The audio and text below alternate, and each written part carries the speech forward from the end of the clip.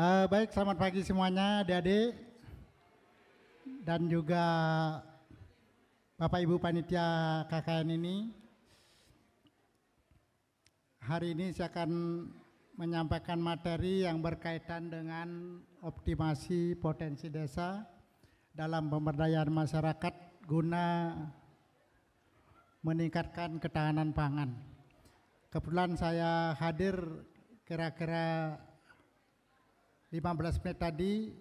Apa-apa yang akan saya sampaikan ini rasanya tadi sudah ada disinggung gitu ya.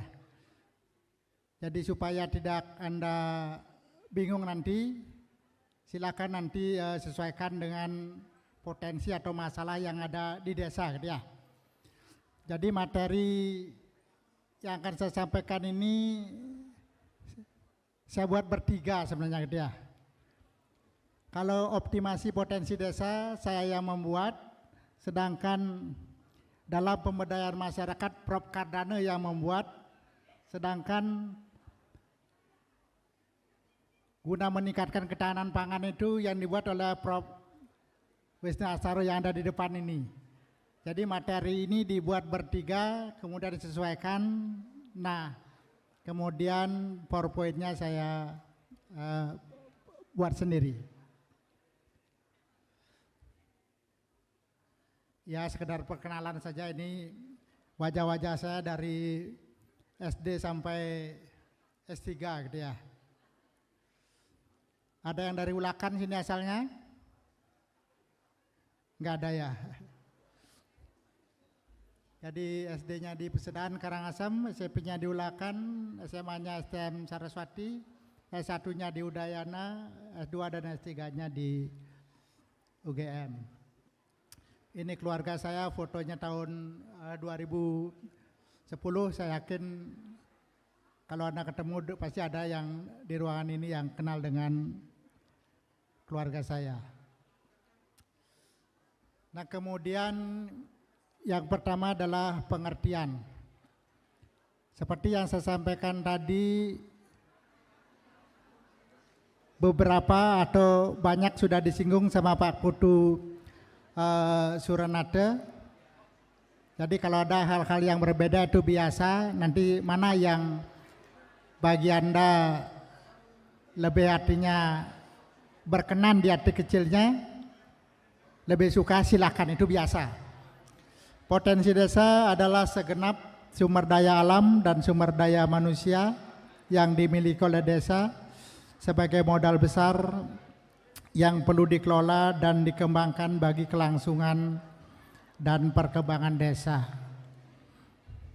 Karena Anda kakaknya cuma 1 bulan ya, di bulan Februari, saya kira tidak banyak hal yang bisa Anda lakukan. Paling-paling Anda membantu pemerintah desa menampilkan potensi gitu ya. Jadi sekali lagi, karena keterbatasan waktu Anda cuman adanya sebulan, paling-paling Anda membantu mencatat potensi yang ada di desa yang bersangkutan sudah lebih dari cukup. Optimasi adalah suatu proses untuk mencapai hasil yang ideal. Syukur kalau bisa menghasilkan hasil yang ideal, sebanyak-banyaknya, setinggi-tingginya. Tapi kalau tidak, apa yang bisa dilakukan secara optimal dalam waktu Anda sebulan, silakan ya. Kalau tadi di awal potensi alam dan potensi sumber daya manusia, nah di sini juga ada yang dikelompokkan menjadi 2, fisik dan non fisik. Kalau dibilang fisiknya ini boleh dibilang yang nomor 1 saja, sumber daya alam. Sedangkan yang non fisiknya itu masuk kategori sumber daya manusia, sumber daya sosial, sumber daya ekonomi. Nah, itu masuk kategori, menurut saya itu masuk kategori potensi non fisik. Jadi yang berbeda, yang dekat-dekat ini yang sumber daya manusia dengan sumber daya sosial gitu ya. Sumber daya sosial misalnya ada kelompok-kelompok di desa, apakah itu lembaga pemberdayaan masyarakat, LPM, Gapoktan, gabungan kelompok tani, kemudian juga Pok Darwis, kelompok pemberdayaan pariwisata gitu ya, kelompok sadar pariwisata, kemudian kelompok pengajian, kelompok arisan, kelompok penari juga ada, kelompok simpan pinjam, posyandu, Karang Taruna atau Seke Truna Tuni dan lain-lain. Banyak di masing-masing desa itu ada kelompok gitu ya. Itu termasuk kelompok sumber daya sosial. Sedangkan kalau yang berkaitan dengan sumber daya alam saya kira tidak perlu saya jelaskan karena itu adalah yang paling gampang Anda bisa lihat di desa. Kemudian sumber daya manusia, tingkat pendidikannya, Anda bisa kumpulkan datanya, buatkan tabel pendidikan apa yang terbesar yang ada di desa itu, apakah pendidikannya mayoritas SD, SMP maupun SMA. Nah, saya kira bisa Anda lakukan itu di lapangan. Sumber daya ekonomi yang langsung ini bisa menghasilkan uang gitu ya. Apakah itu lahan-lahan pertanian, perkebunan, pelatihan kerja seperti peternakan maupun perikanan. Ini lahannya adik-adik mahasiswa yang fakultasnya di pertanian gitu ya. Nah, ini salah satu sumber daya yang ada di desa ini ya. Ini potensi besar yang ada di desa Jatiluwih gitu ya. Yang di ruangan ini sudah pernah ke Jatiluwih? Nah, pasti jalan-jalan di terasing sawah itu menjadi kegiatan yang sangat menarik. Jadi masing-masing desa punya gitu ya. Tipologi desa adat di Bali. Anda KKN nanti di 89 desa di Sarbabagita, Denpasar, Badung, Bangli, Gianyar, dan Tabanan. Coba angkat tangan siapa yang dapat lokasi di Denpasar. Sekali lagi angkat tangan yang dapat lokasi KKN di Denpasar. Kok sedikit? Angkat tangan yang dapat di Denpasar. Oke. Yang dapat di Badung? Badung juga sedikit. Yang dapat di Bangli? Badung, Bangli. Siapa yang dapat di Bangli? Oke, lebih banyak. Yang dapat di Gianyar? Dikit juga. Yang dapat di Tabanan? Wah, banyak sekali ini. Tabanan banyak.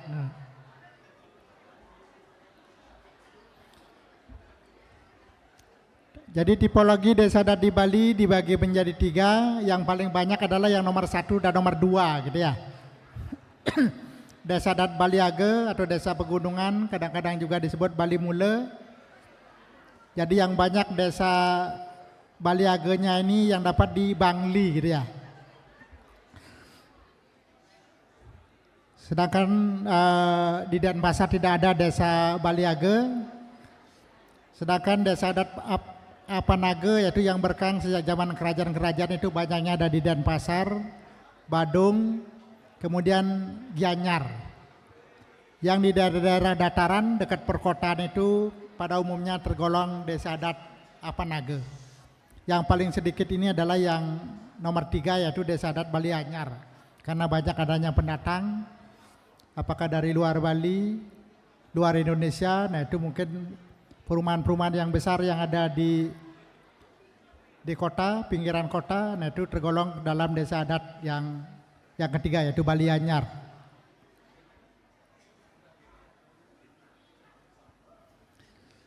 Ini sayangnya tidak ada yang dapat KKN di Penglipuran ya. Ada yang dapat KKN di Penglipuran? Tidak ada. Wah, sayang sekali. karena sedang ramenya gitu ya. Banyak orang-orang yang sedang berselfie berkunjung ke desa wisata Penglipuran.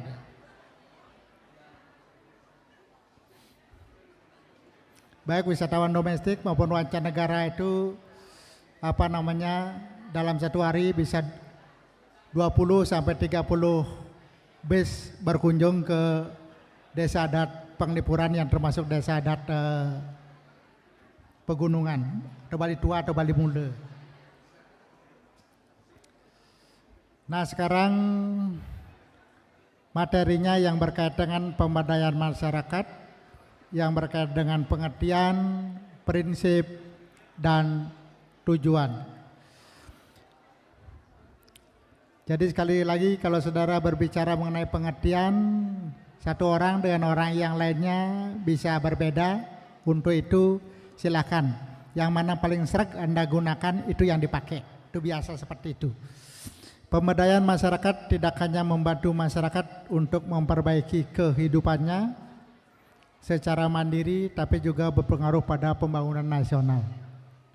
Sudah biasa, kalau yang paling bawah sudah bisa maju, kalau dikumpulkan secara keseluruhan pasti berarti baik juga untuk pembangunan secara nasional.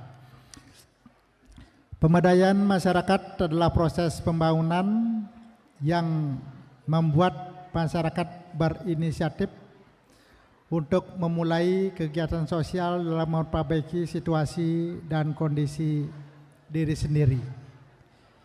Nah, ini menurut Dedeh Mariani dan Ruth Roselyn Nainggolan gitu ya.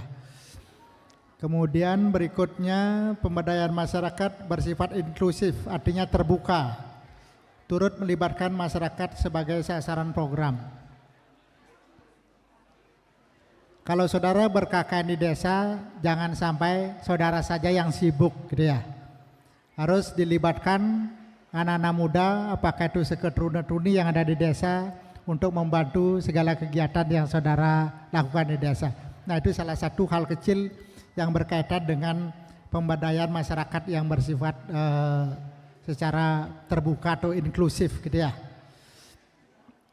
Keberhasilan program tidak hanya bergantung pada pihak yang melakukan pemberdayaan.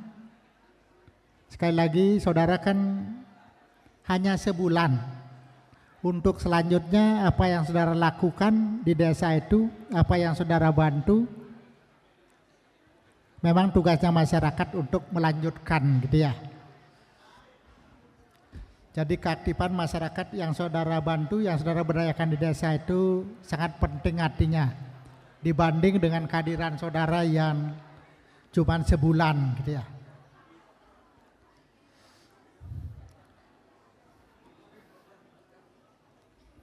Kemudian yang berkait dengan prinsip, di sini ada 4 prinsip gitu ya.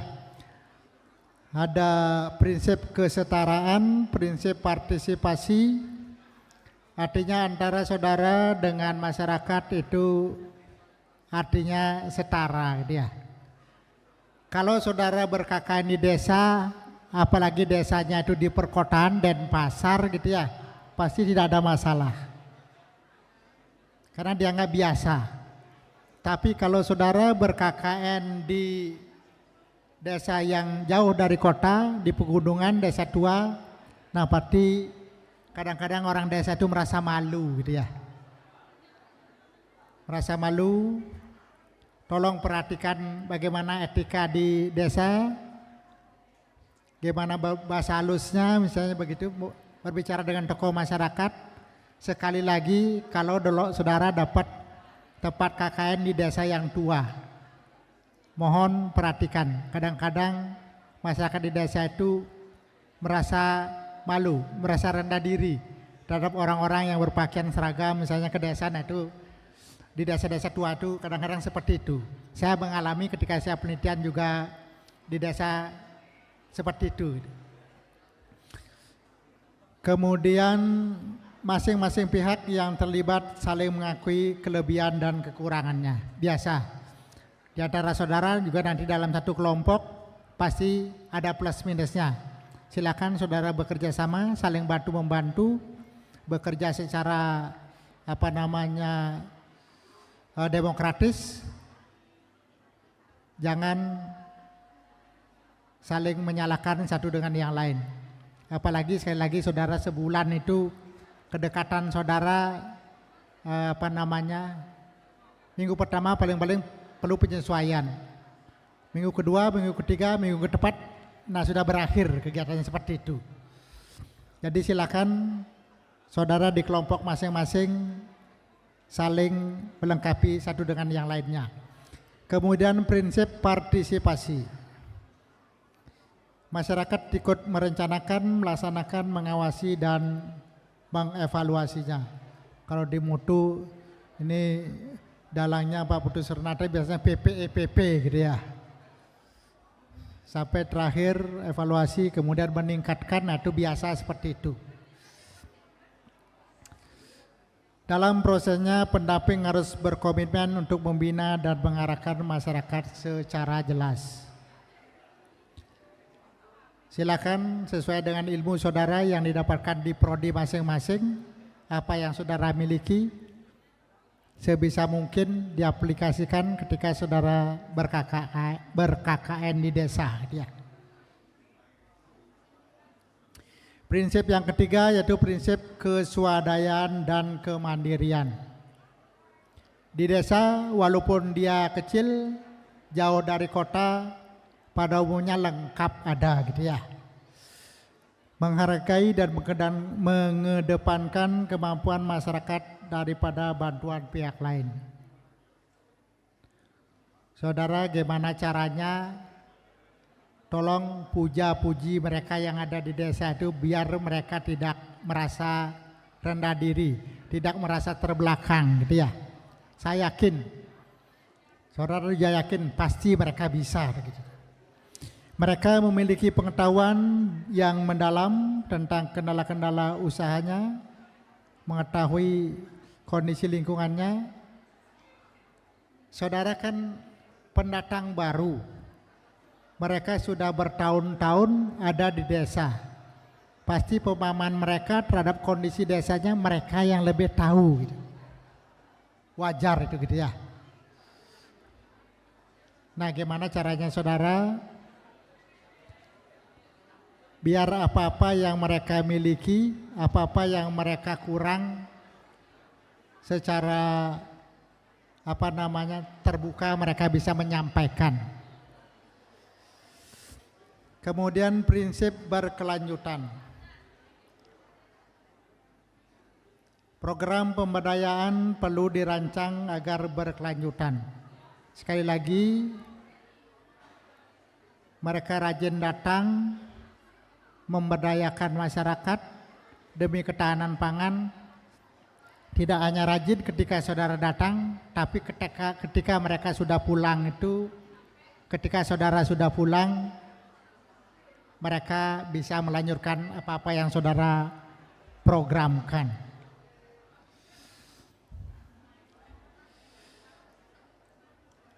Tujuan pemberdayaan masyarakat adalah perbaikan kelembagaan. Yang utama adalah kelembagaan, kelompok-kelompok. Karena itu yang memimpin warga yang ada di desa. Kalau kelompoknya, lembaganya sudah bagus, saya yakin anggotanya akan lebih bagus lagi.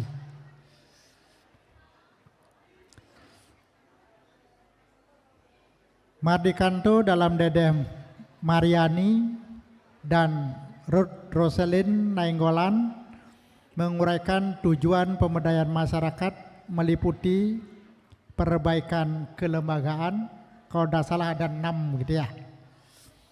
Jadi lembaganya biar lebih bagus. Kemudian yang kedua, perbaikan usaha, bisnis apapun yang ada di desa diharapkan dengan diberdayakan itu menjadi lebih baik usahanya. Kemudian perbaikan pendapatan, wajar saja ujung-ujungnya uang gitu ya. Sering saya sampaikan harta tata wanita gitu. Ujung-ujungnya di sini pemberdayaan itu adalah pendapatan.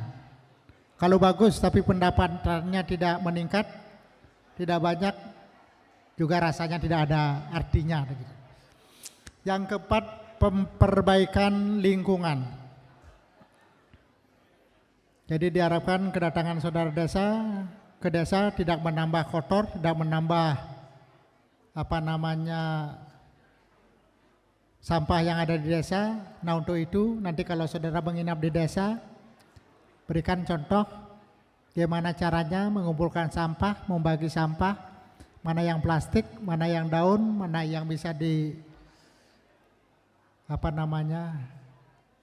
diolah lagi. Nah, itu di kos-kosan nantinya mohon bisa seoptimal mungkin, tidak merepotkan tuan rumah yang di mana tempat saudara menginap gitu ya. Itu hal yang sederhana. Kemudian yang kelima, perbaikan kehidupan, better living. Pendapatan dan lingkungan yang baik akan memperbaiki standar kehidupan masyarakat. Misalnya kesehatan lebih baik, pendidikannya lebih tinggi, daya belinya lebih besar. Yang keenam, perbaikan masyarakat. Jika setiap keluarga mempunyai kehidupan yang baik, akan tercipta kehidupan masyarakat yang lebih baik pula. Kalau saudara tinggal di kota, bisa jadi antara tetangga satu dengan tetangga yang lain tidak dikenal gitu ya, tidak saling kenal. Tapi sebaliknya kalau saudara ada di desa, satu dengan yang lainnya itu karena sering mereka ketemu, apakah di balai banjar, di balai pertemuan, di pura misalnya, di balai masyarakat, satu dengan yang lainnya saling kenal mengenal. Maka sedikit pun ada masalah di desa, tetangga yang lain pasti akan cepat tahu gitu. Itu biasa di desa seperti itu. Nah, sekarang yang berkaitan dengan yang ketiga, ketahanan pangan.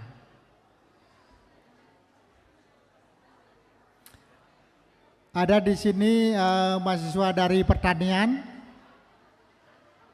Coba ke tangan yang dari pertanian. Enggak ada ya?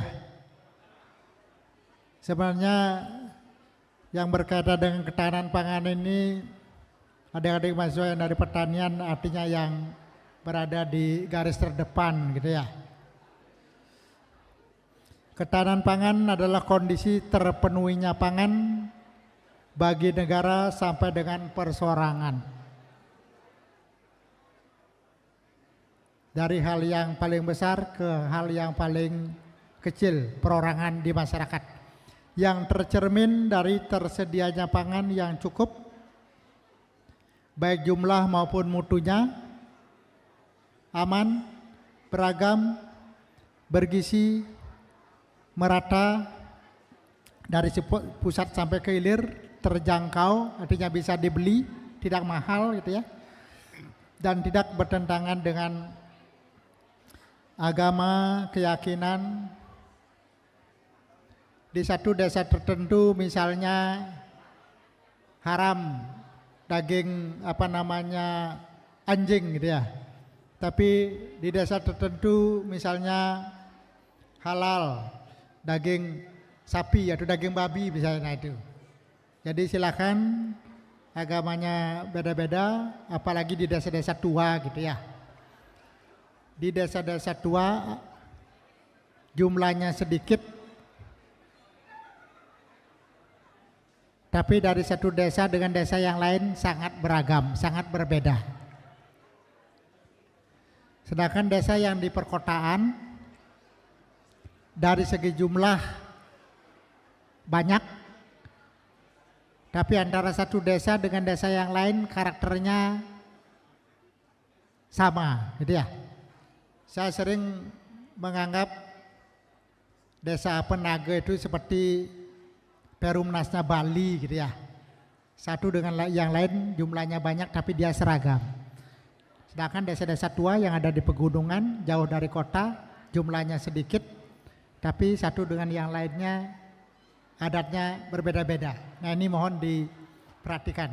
apa yang haram di satu desa, apa yang halal di satu desa, nah itu silakan. Ketahanan pangan tidak lepas dari sifat produksi komoditi pangan itu sendiri yang musiman. Sekarang musim hujan, apa yang murah, nanti kalau musim panas, apa yang murah untuk dibeli, yaitu ada fluktuasinya. Sekarang di media saudara mungkin di internet sudah sering menyaksikan gitu ya. Buah apa yang mahal, buah apa yang murah, di mana belanjanya,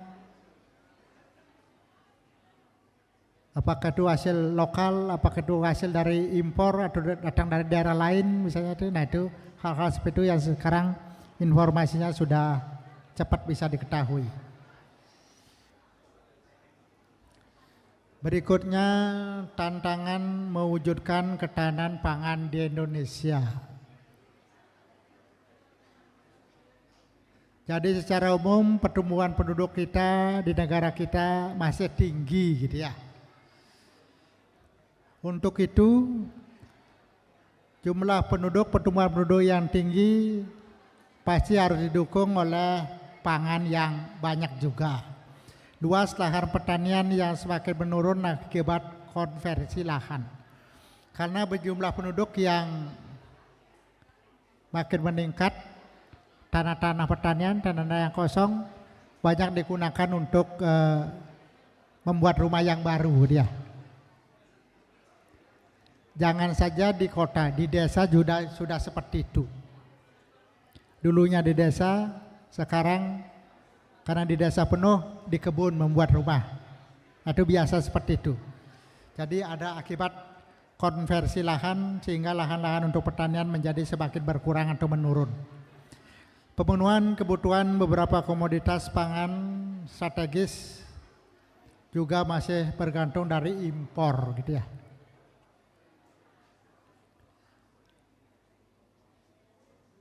Kita sangat beruntung punya Presiden Jokowi gitu ya, mengharapkan kalau bisa jangan banyak impor gitu ya. Tapi kadang-kadang saya dulu juga kalau waktu masih muda gitu ya, lebih bergengsi kalau memakan makanan atau meminum minuman yang impor gitu. Rasanya kalau asalnya dari Inggris, Amerika itu merasa bangga bisa memakan atau meminum yang impor gitu. Nah di sisi lain sekali lagi, padahal kita punya sekarang misalnya di Bali arak Bali, nah itu gitu. Nah mari sekali lagi mohon kalau bisa utamakan jangan mengkonsumsi yang impor gitu ya. Kalau tidak misalnya silakan, atau sewaktu-waktu saat ulang tahun misalnya impor silakan gitu ya. Tapi kalau secara umum keseharian kalau bisa utamakan yang produk kita sendiri kita konsumsi. Permasalahan adopsi teknologi, maksudnya ketika kita meneliti di kampus banyak menghasilkan teknologi-teknologi, nah itu tidak serta-merta bisa diterapkan di desa oleh petani gitu ya. Jadi perlu waktu bagaimana penelitian yang menghasilkan hasil teknologi yang bagus untuk produksi pangan biar lebih cepat bisa diterapkan oleh petani yang ada di desa.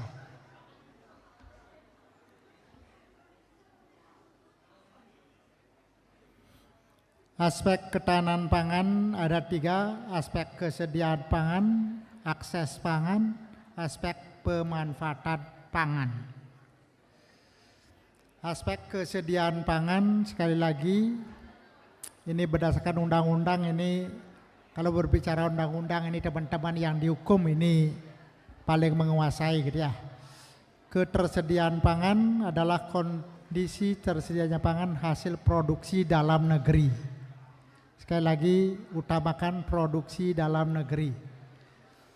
Cadangan pangan secara nasional, kalau tidak bisa baru impor apabila kedua sumber utama tidak dapat memenuhi kebutuhan.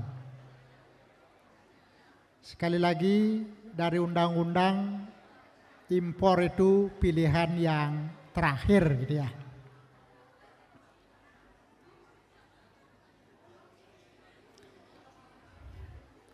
Kemudian aspek akses pangan. Gimana caranya saudara mengakses biar tidak susah? Ada 3 hal, akses ekonomi, akses fisik, akses sosial.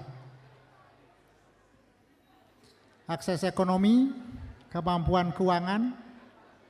Jadi gampang saudara membeli kalau sudah punya uang yang cukup. Akses fisik, jalannya lancar, infrastrukturnya tersedia. Akses sosial, modal sosial yang dapat digunakan untuk mendapatkan dukungan informal dia. Kalau yang di desa sekali lagi dukungan informal, kalau di pemerintahan dukungan formal.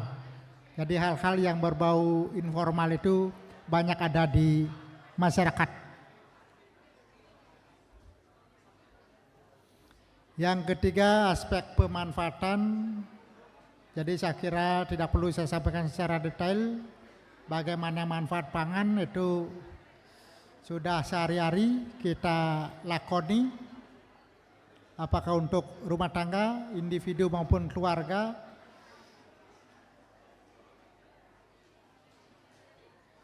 Ini yang saya berikan huruf besar serta kondisi budaya atau kebiasaan dalam pemberian makanan terutama kepada individu yang memerlukan jenis makanan khusus. Tadi sudah saya sampaikan ada pangan sesuatu di desa A haram tapi di desa B halal. Ini juga secara individu ada orang tertentu karena kondisi fisiknya tidak cocok untuk makanan-makanan yang pedas, tidak banyak karbohidrat, dan macam-macam gitu ya. Termasuk ada orang tertentu yang tidak boleh daging sapi. Saya kebetulan saja dari tahun 2000 vegetarian gitu ya. Jadi tidak menutup kemungkinan di daerah tertentu ada orang-orang yang memerlukan jenis makanan yang khusus karena kondisi tubuhnya berbeda dari kondisi tubuh secara umum. Jadi ternyata materinya sudah selesai. Dari apa yang saya sampaikan, kalau ada yang adik-adik mau tanyakan, silakan. Pengalaman saya ber-KKN tahun 1985 gitu ya. Sudah lahir apa belum? Sampai sekarang tuan rumah saya di desa saya masih berkomunikasi. Kalau ada kerjaan saling undang-mengundang. Kalau ada permasalahan ada di rumah listrik mati, misalnya kebetulan dia tukang listrik, saya terus komunikasi dengan tuan rumah saya di desa dulu. Nah sekarang saudara kan kakaknya cuma sebulan. Mudah-mudahan pertemanan sebulan di antara saudara itu bisa ingat terus. Demikian juga syukurnya dengan tuan rumah saudara di desa nanti kalaupun saudara nanti sudah pulang sekali-sekali berkunjung misalnya mengenang pengalaman saudara kakak di desa, nah itu akan sangat bagus gitu ya. Walaupun sekali lagi KKN saudara sebulan, saya dulu 3-4 bulan gitu ya. Jadi sangat terasa sekali hidup di desa gitu.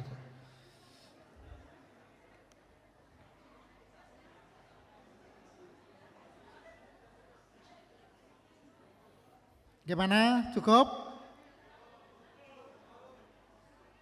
Baik, karena materinya sangat padat, jadi mudah-mudahan apa yang saya sampaikan bisa membantu nanti membuat program-program yang ada di desa. Seperti yang saya sampaikan di awal, antara apa yang saya sampaikan dengan pembicara yang lain Hati kalau ada berbeda itu biasa gitu ya. Nanti mana yang Anda lebih sreg, silakan itu yang dipakai untuk saudara terapkan di desa. Baik, kalau demikian saya akhiri, selamat masih pagi nih ya. Waktu saya kembalikan kepada panitia. Saya akhiri dengan Pramesanti. Om Santi Santi Santi Om.